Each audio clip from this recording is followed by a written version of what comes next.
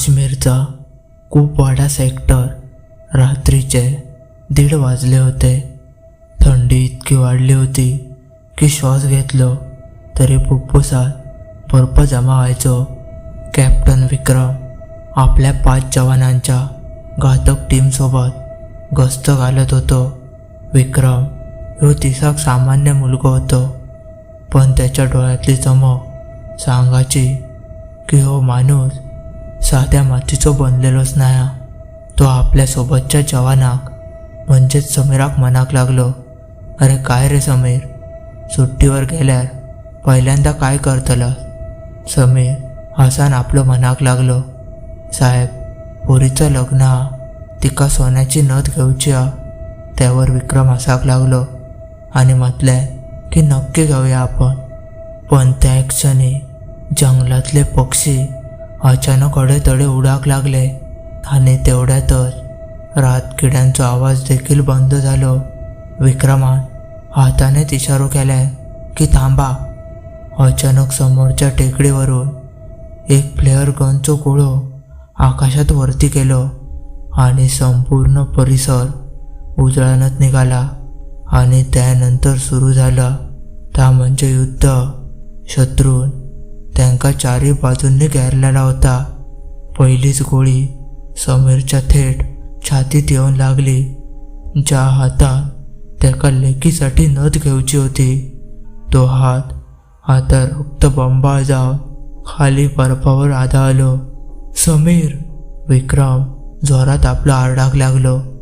त्यानं आपली AK-47 बाहेर काढलाय आणि अंधारात गोळीबार चालू केलाय. पण शत्रू 1-2 नाही तर 50च्या वर होते. विक्रमच्या टीममधील अजून 2 जवान शहीद झाले. आता फक्त विक्रम आणि एक जखमी जवानच रवलो होतो. त्याचा नाव होता राणा. त्यांच्याकडचो दारूगोळो सुद्धा संप दिलं होतं. बॅकअप येऊसाठी त्यांका खूपच टाईम लागणार होतो. विक्रमान राणाच्या खांद्यावर हात ठेवलाय आणि सांगाक लागलो की राणा, तू या नाल्याच्या वाटेन खाली जा आणि हेडक्वार्टरला माहिती दे. मी अंका हयच रोखून धरतोय. राणा मनाक लागलो की नाही साहेब, तुमका एकटा सोडून नाही जावचंय. विक्रमान सांगितलंय, अरे ही ऑर्डर हा, तुका जावचाच लागतला. राणा आपलं जाऊक निघालो. आता त्या काळोख्या जंगलात कॅप्टन विक्रम ह्यो एकटोच उरलो होतो आणि समोरून 50 जण त्याच्याच दिशेने येत होते. जेव्हा शरीरात घुसलेली गोळी एकदम गरम लोखंडासारखी आग देता आणि हाडा गोठवणारी थंडी त्या जखमेक सुन्न करता, तेव्हा माणूस एकतर हार मानता किंवा राक्षस बनता. कॅप्टन विक्रम आता माणूस उरलो नाही होतो. समोर 50 शत्रू होते आणि विक्रमकडे उरले होते फक्त 30 गोळी आहे. एका गोळीत एक शत्रू मेलो तरी 20 शत्रू जिवंतच राहणार होते. मग विक्रमान जा केल्यान ता ऐकान तुमचा याच्यावर विश्वासच बसायचो नाही. राणा गेल्यावर विक्रमान आपली पोझिशन बदलल्यान तो आता एका मोठ्या खडकाच्या आडोशात गेलो. शत्रूचे गोळीये खडकावर आदळान ठिणगे उडत होते. विक्रमचा शरीर थंडीन थरथरा होता, पण त्यांना दाताखाली ओठ दाबल्यान जेणेकरून ओरडण्याचा आवाज बाहेर जावचो नाही. त्याच्या खांद्यात एक गोळी घासान गेली आणि ती गोळी लागल्यावर संपूर्ण रक्त त्याच्या जॅकेटमधून खाली बर्फावर पडत होता. त्यानं खिशातून एक छोटं रुमाल बाहेर काढलाय आणि जखमेवर जोरात दाबून धरलाय. त्याका वेदना इतकी होत होती की त्याच्या डोळ्यासमोर अंधारी चिली. पण त्यानं स्वतःक सावरलाय. विक्रमाक माहीत होता की समोरून लढणं म्हणजे आत्महत्याचा. त्यानं आपली रायफल पाठीवर लावल्यान आणि कमरेचो कॉम्पॅक्ट नाईफ म्हणजेच लष्करी सुरो ह्यो बाहेर काढलाय. तो आता सावलीसारखो हालचाल करूक लागलो. शत्रू जवळ इलो. विक्रमान अंधाराचो फायदो घेतल्यान मागून जावन तेचो जबडो दाबल्यान आणि एका झटक्यातच सुरो त्याच्या गळ्यात खुपसल्या. एक छोटासा आवाज आणि शत्रू जमिनीवर. विक्रमान त्याची गन आणि मॅगझीन उचलल्या. आता त्याच्याकडे शस्त्रा वाढली होती. पुढच्या 10 मिनिटात विक्रमान गमिनी गाव्यान अजून 3 जणांका संपवल्यान. समोरचे शत्रू सगळे घाबरले होते. त्यांका वाटला की थंय संपूर्ण टीमचा. तेवढ्यातच त्यांचो एक कमांडर ओरडलो, घेरो साले को, वो अकेला आहे. शत्रून आता ग्रेनेड्स फेकूक सुरुवात केल्यान होती. स्फोटांच्या आवाजान विक्रमचे कानच सुन्न झाले. त्याका ऐका घेवचा सुद्धा बंद झाला होता. फक्त डोळ्यासमोर हालचाली दिसा होते. एका अतिरेकान विक्रमाक मागून पकडल्यान. दोघांची झटापट सुरू झाली. तो अतिरेकी धिप्पाड होतो. त्यानं विक्रमचो गळो जोरात दाबल्यान. विक्रमाक आता श्वास घेऊक सुद्धा जमत नाही होता. तेचो चेहरो निळो पडाक लागलो आणि हात पाय निकामी झाले होते. त्याच वेळी विक्रमाक त्याच्या खिशात असलेल्या त्याच्या आईच्या पत्राची आठवण झाली. विक्रमान शेवटची ताकद एकत्र केल्यान. डोक्यात जोरात मागे आपटल्यान आणि शत्रूच्या डोळ्यात आपली दोनवली बोटां खुपसल्यान. तो आपल्या वेदनेन ओरडण्याआधीच विक्रमान त्याची मानच पिवल्यान. विक्रम आता संपूर्णपणे रक्तबंबाळ झालो होतो. पण तेवढ्यातच त्याका लांबसून एका मोठ्या मशीन गनचो आवाज इलो. ती भारतीय लष्कराची बंदूक नव्हती.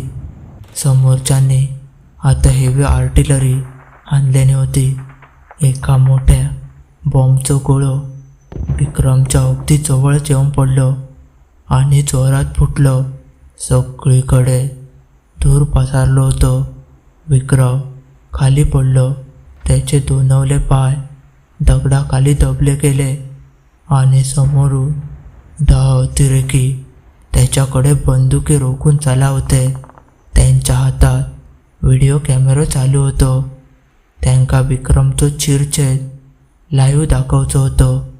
जेव्हा शरीर साथ देणं सोडून देता, हाडा तुटलेल्याचो आवाज स्वतःकच ऐका घेता आणि मृत्यूसमोर उभं राहून हसत असता, तेव्हा सामान्य माणूस प्रार्थना करता.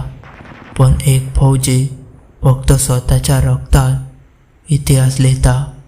कॅप्टन विक्रमचो पाय दगडाखाली चेचलो गेलो होतो. शत्रूची 10 टोकदार शस्त्रा त्याच्या मानेजवळ होती आणि कॅमेरा सुरू होतो. पण शत्रू ह्या माहिती नव्हता की जखमी वाघ ह्यो शिकारीपेक्षा जास्त भयानक असता. आज रात्री रक्ताचो सडोच पडणार होतो. धुराचे लोट हळूहळू कमी झाले. विक्रम आपलो जमिनीवरच पडलो होतो. त्याचो उजवो पाय एका मोठ्या दगडाखाली अडकलो होतो. त्याका असह्य वेदना होत होते.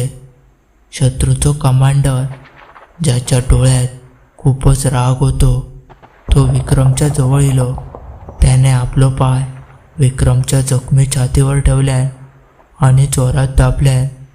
तसा विक्रमच्या तोंडातून रक्त बाहेर पडला. शत्रून कॅमेरो सेट केल्यान. त्याका जगाक दाखवचा होता भारतीय लष्कराच्या एका ऑफिसरचा आम्ही काय करतो.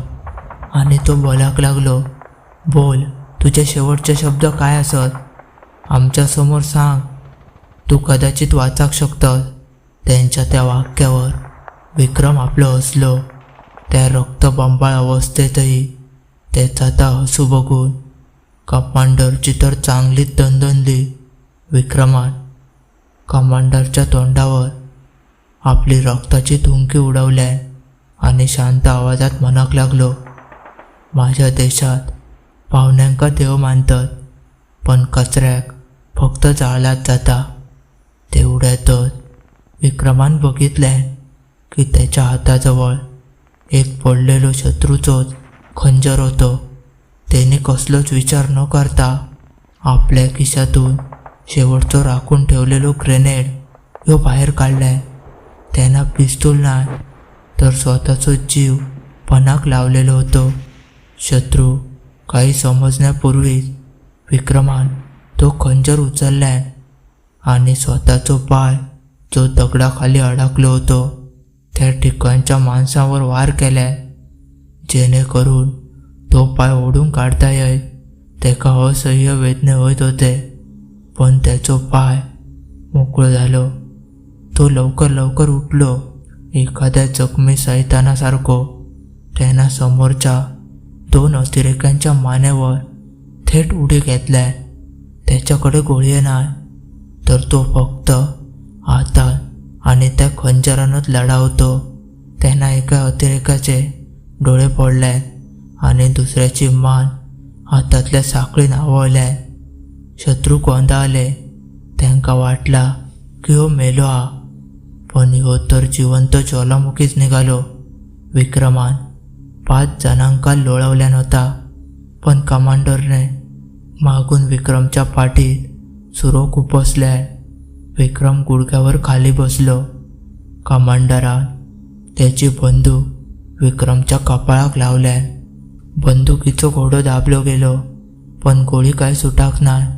नेमक्या त्याच वेळी विक्रमान कमांडरच्या हाताक पकडल्या आणि त्याच्या दुसऱ्या हातात असलेल्या ग्रेनेडची पिन त्यांना दातान ओढलेली होती.